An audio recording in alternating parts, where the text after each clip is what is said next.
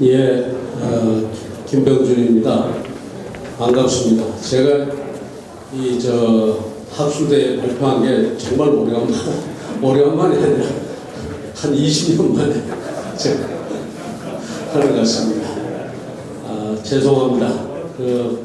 이 페이퍼를 써달라고 제가 부탁을 받고서 이걸 써야 되나 말아야 되나 고민을 사실 상당히 했습니다. 우리 남궁 총장님이 이야기를 하셨는데, 근데 언젠가는 제가 한 번은 어설프게라도 좀 정리를 하고 싶었던 이야기입니다. 그래서 이건 좀 제가 좀 무리를 했어라도 한번 써보는 게 좋겠다 이런 마음으로 제가 썼습니다. 그리고 요거 말고 제가 이와 관련된 게 한 군데 있는데 이게 이제 본문에 소개가 되어 있으니까 그거는 따로 참고를 해주시면 감사하겠습니다. 저한테 시간이 25분, 지금 이제 24분입니다.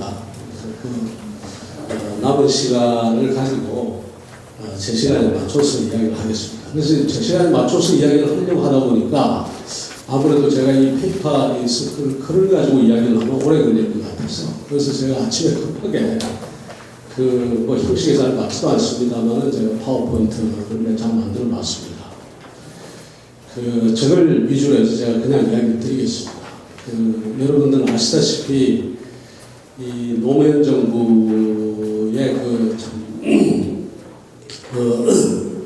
제일 중요한 분인 노무현 대통령은 인생 역정이나 정치 역정이 굉장히 험난했습니다. 저 사진이 언제 땐가 하면 정몽준 대표하고 단일화 했는데, 정몽준 대표가 단일을 지지철회를 선언하고 난 날 그날 밤에 이 평창동 집에 찾아갔다가 문전박대를 하고 쫓겨나는 그 장면입니다. 그러니까 이제 제가 왜 이야기를 드리는가 하면, 정말 그 인생 역정이 굴곡이 많았고, 또 그 다음에 정치적인 그 역정도 굉장히 참 어려운 게 고비고비가 많았기 때문에 유난히 우리 사회에 대한 개혁 의지랄까, 그렇지 않으면 뭔가 바꿔야 되겠다는 이런 생각들이 굉장히 강했던 분이라고 생각이 됩니다.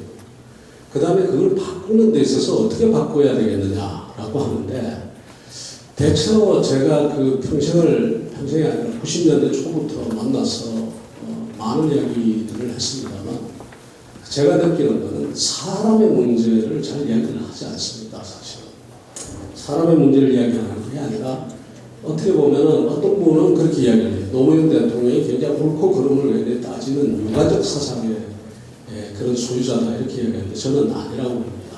유가적 그런 게 아니고 오히려 국가에 가깝습니다.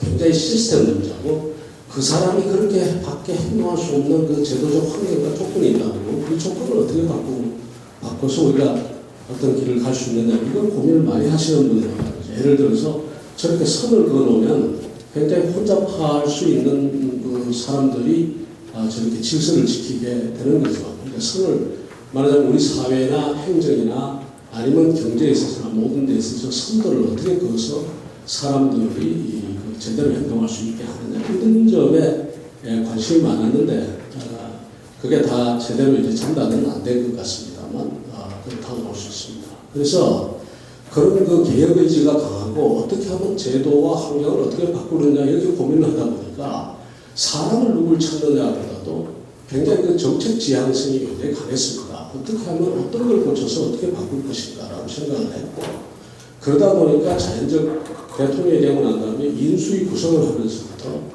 정치인들은 나중에 교수들이 많이 들어갔습니다. 다음 인수위에도 그 당시 그 전만 하더라도 사실은 인수위에 교수들이 그렇게 대거 들어가는 데가 없었거든요.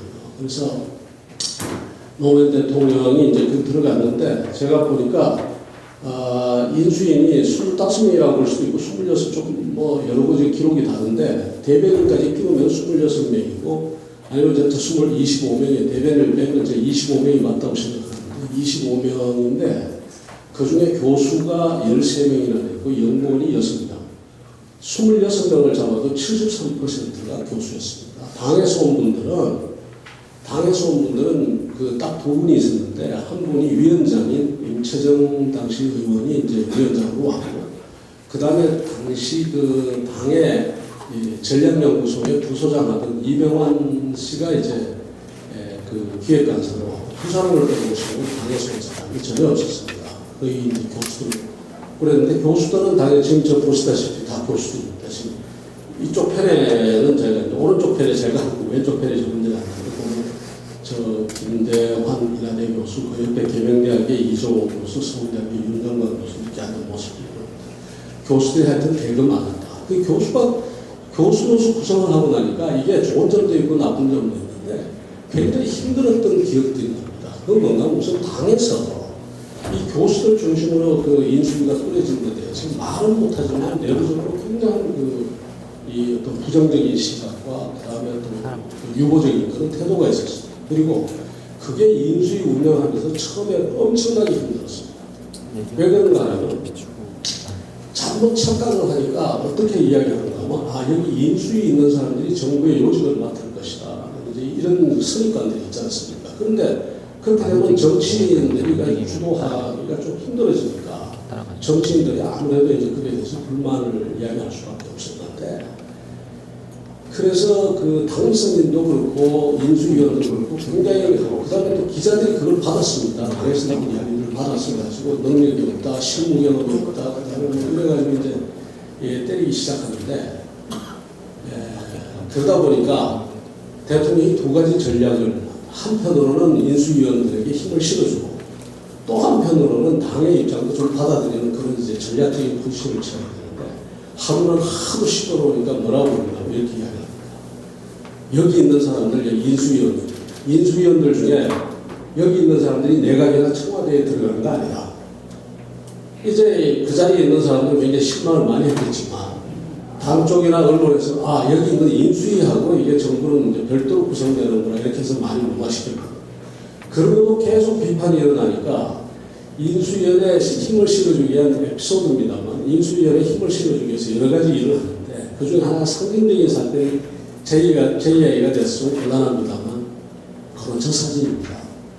양반이 제가 이렇게 인수위원회 있는데 정무관사가 제가 정무관사를 하고 있는데 정무관사가 이쪽 제일 귀퉁이에 들어간 입구에 서 있는데 저하고 한 5분 전에 뭐 이야기를 한 시간가량 이야기를 하고 제가 내려와가지고 회의에 참석하고 있는데 금방 1시간 동안 이야기하던 분이 그 이야기한 게 뭔가 하면 왜 당에 있는 국회의원들하고 좀 잘 지내지 왜 잘 못 지내느냐 자주 만나나 뭐 이제 이런 이야기 그리고 당신 말이지 그 학부 출신이 어디고 뭐냐 어느 대학에 있고 교수를 쓰려면 서울대학 교수를 뭐 주로 쓰던 가지 왜 이 국민대학 교수를 쓰냐고 그것까지 이야기가 나온다.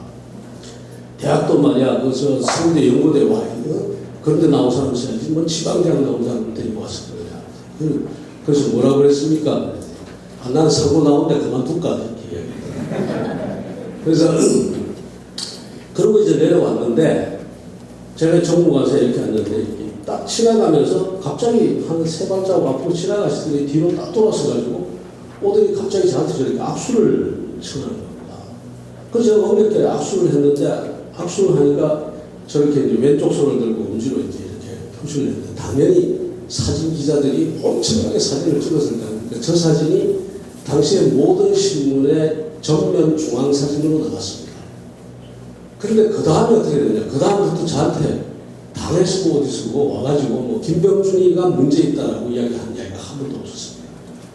그러니까 그 다음부터는 인수위가 그나마 이제 굴러가기 시작해요. 그런 그 전략적인 포인트를 갖다 해서 그렇다고 저한테 뭐 잘해주고 좋게만 하는 건 아니시거든요. 그런데 이건 뭔가 하면 인수위가 안 돌아갈 것 같으니까 그 인수위 전체에 힘을 실어주기 위해서 이제 저렇게 포지셔닝을 하고 또 한편으로는 아까 말씀한 것처럼 여기 있는 사람들은 앞으로 내각이나 청와대 안 데리고 가겠다. 그렇게까지 해가면서 이제 인수위를 했던 기억이 납니다.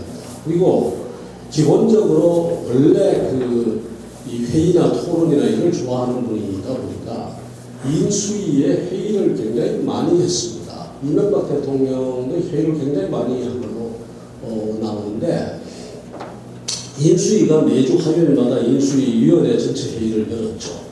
그 다음에 감사단 회의를 이제 매주 월요일 감사단 회의를 하고 그 다음에 지방을 순회하면서 이제 국정토론회를 지방 순회를 8번이나 하면서 이제 하게 되는데 기본적인 그 대통령의 이게 시용을 지금도 바로 그 지금 문재인 전 대표의 그 지금 발언 때문에 문제가 되고 있습니다만, 기본적인 회의 그 생각은 저희들한테 늘 하는 얘기가 대통령한테 결단을 요구하지 마라. 반드시 회의 없는 결정은 없다. 그래서 본인이 나중에 최종적인 결정을 뭐 하겠지만, 그것을 가지고 무슨 회의를 하지 않고 혼자 결정을 한다든가 아니면 한쪽 이야기만 듣고 결정을 한다든가 그런 건 잘 안 하는 분이거든요. 그래서 회의를 굉장히 많이 했고, 그리고 그 회의 시간도 길고, 회의 분위기는 대통령이 이야기하면 인수위원은 거의 인수위원회 본회의를 할 때마다 거의 대부분이 다 이야기하는, 그 이야기하는 사람이 거의 없을 정도로 활발한 토론을 했고요.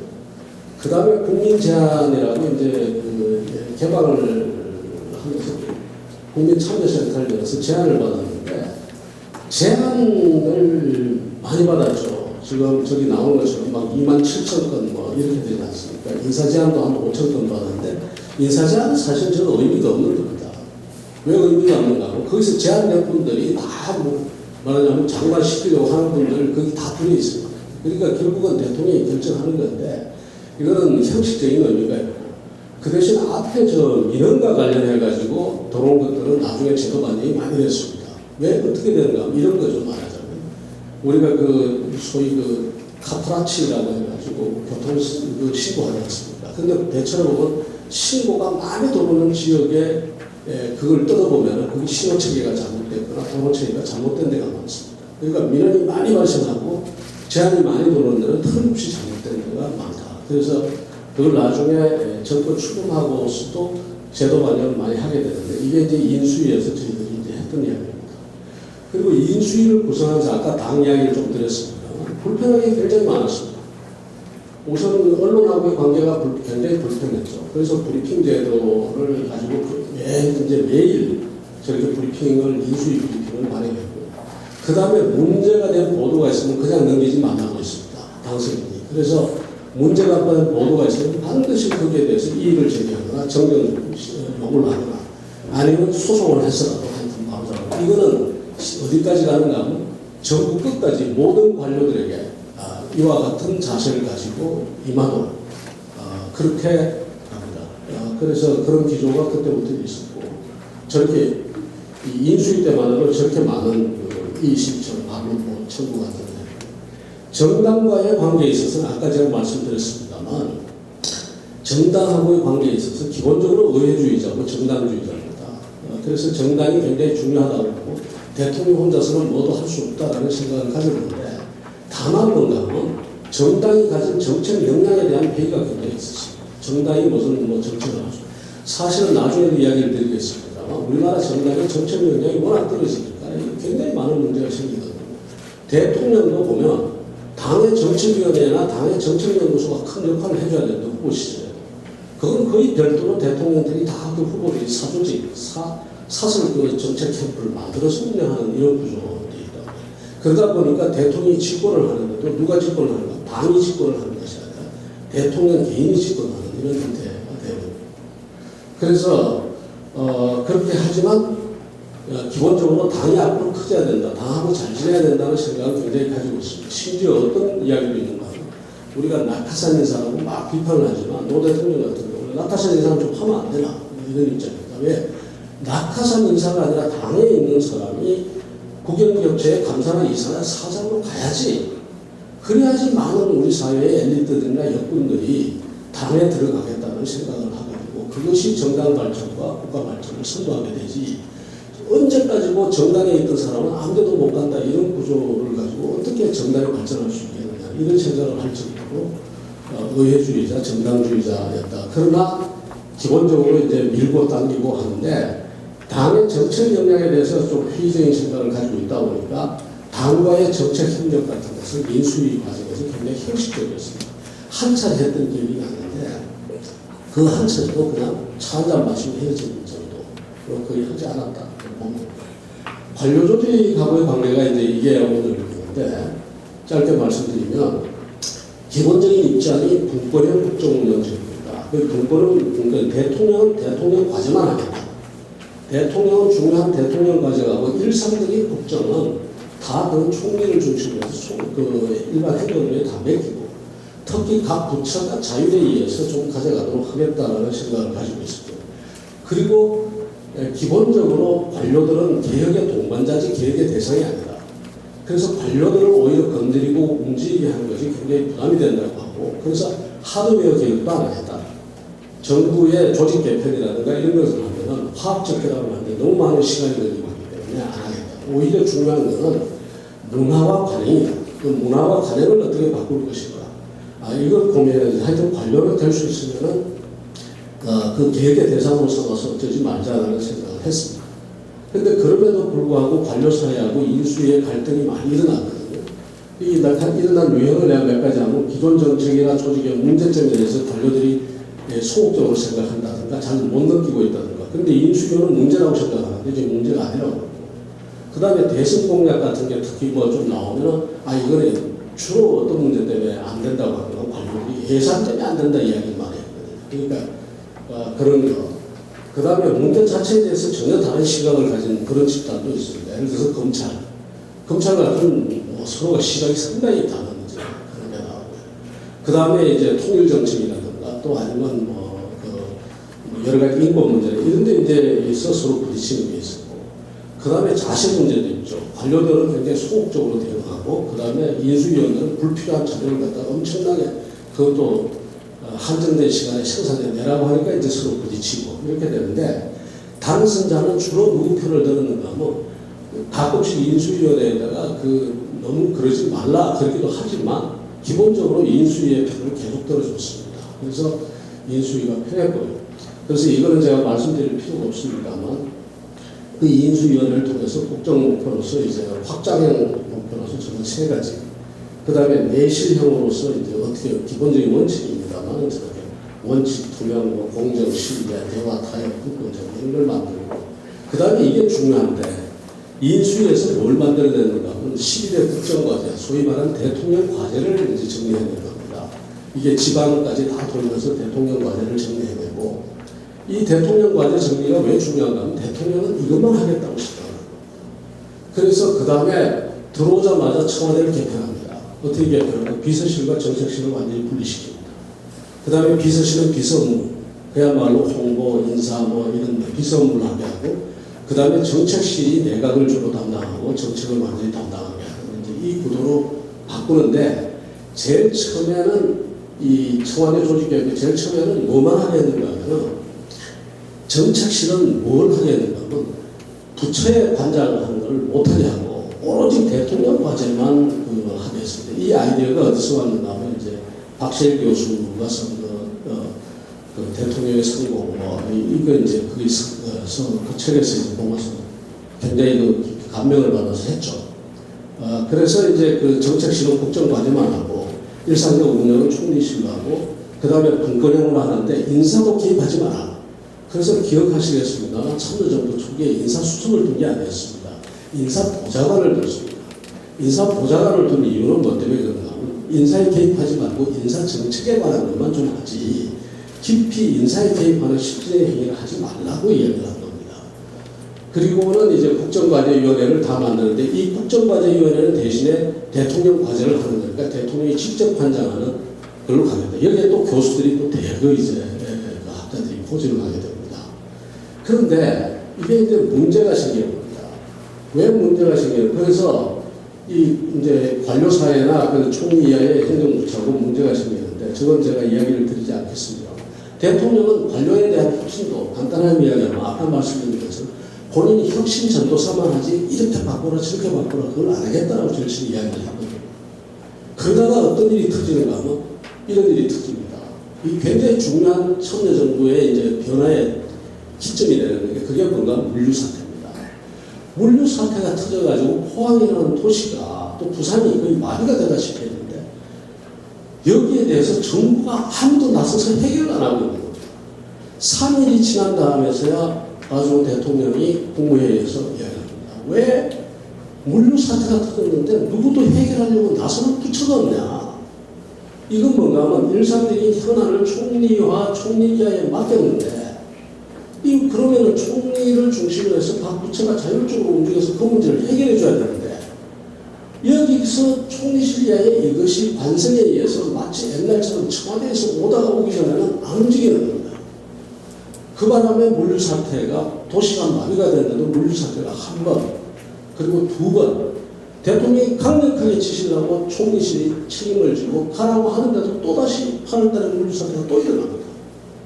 그리고 그때도 또 서로가 눈치를 보는데 아마 그 장면을 아마 상상하면 국무회의를 하는데 대통령이 이 물류 사태의 주관부서가 어디요?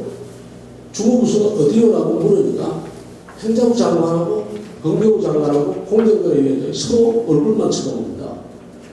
그러니까 행정부 장관은 이게 질서가 무너졌으니까 잠시 법무부 장관이 이건 당신 소관이다 이거고, 이게 물류니까 행정부 장관은 당신 소관, 서로가 대답하는, 대통령이 물으니까 대답하는 자꾸 이러는 겁니다. 공정거래위원장 뒤에서 가만 보고 하는 거예요. 대통령이 고함을 쳐. 이게 뭐냐 이게. 이게 뭐냐, 결국은 사실은 장관들한테는 안 그랬지만 실질적으로 바로 옆에 앉아 계신 총리한테도 그 책임을 묻는 거죠. 어떻게 해서 정부가 한번 이렇게 됐는데 회의 한 번도 관계장관들끼리 회의 한 번 없이 이룰 수가 있느냐. 그리고 난 다음에 단속을 했는데도 여전히 또 그렇게 돌아갑니다. 하루아침에 안 바뀌는 거죠. 그래가지고 어떻게 되는가 하면 결국은 포기합니다. 뭘 포기하는가 하면 청와대가 관료사회나 행정부에 대해서 이렇게 간접적으로 있고 국정과제만 담당하는 것이 안 되겠구나. 이러다 보니까 모든 문제가 지금 문제가 생겨요. 그래서 청와대 정책실을 그대로 두되 현안 중심으로 바꿉니다. 현안 중심으로 바꿔서 그때 기존의 정책실장, 여러분들이 아시다시피 학자 출신이 정책실장에 이종우 교수가 앉았는데 이게 안 되겠다. 앞으로 정책시 현안을 챙겨나가지 않으면 이게 국정이 돌아가지 않는다 우선. 그래서 기획예산처 장관이 했던 현안을 잘 아는 박보검 장관을 정책실장으로 갖다 앉힙니다. 앉히고 그때부터는 정책실이 현안 중심으로 돌아가고, 정책실에 원래 정책실장 밑에 수석이 한 명밖에 없었는데 커지면 안 된다고 했거든요. 커지면 문제가 생긴다라고 보고 그것만 하라고 했는데 결국은 포기를 하고 했다가 나중에 현안 중심으로 가니까 다시 또 대통령 과제가 잘 안 돌아갑니다. 결국 어디로 오는가 하면은 현안과 대통령 과제를 다 같이 하는 그 구조로 결국 바뀌게 됩니다. 그게 이제 제가 들어가면서 이제 그게 바뀌게 됩니다. 그래서 제가 들어갔을 때 이제 정책실이 팍 커져버립니다. 어떻게 커지면 수석이 원래 한 사람밖에 없던데 수석이 세 사람이 되고, 경제부 장관과 과학기술부장관도 전부 정책실장의 지휘체계 안에 모이게 되고, 국정과제위원회도 전부 정책기획위원회에서 하는 게 정책실장이 다 관장하는 이렇게 되는 거죠.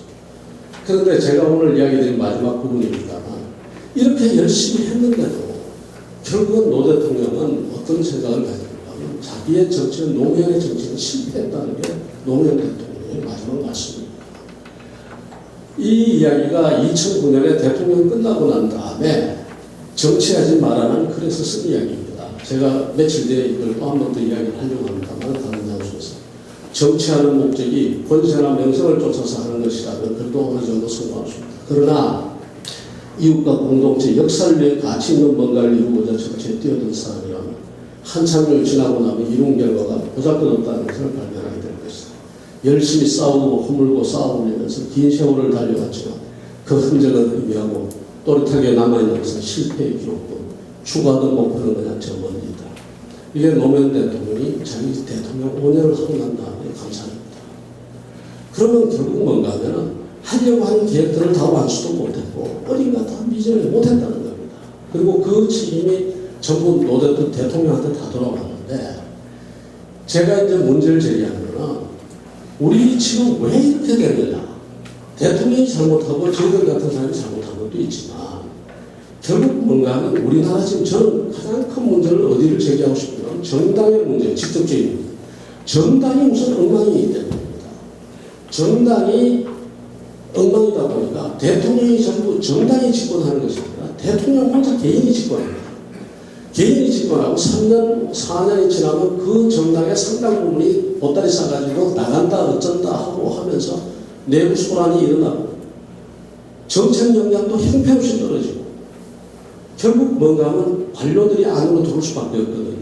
정책실이 있는데 정책실에 원래 어떻게 해야 되겠습니까? 집권했다는 참여정부 같은 정책실이 가장 핵심인데 핵심의 자리에 누가 와 있었나 하면 다 당에서 와가지고 수석도 하고 비서관도 하고 행정관도 하면서 각 부처를 끌고 가든가 이렇게 가야 되는데 당뇨들을 정책실에 갖다 앉힐 수가 없단 말이에요. 지금 당장 3일, 5일 뒤에 무슨 일이 있어야 되는데 이분들이 일을 할 수가 없어요.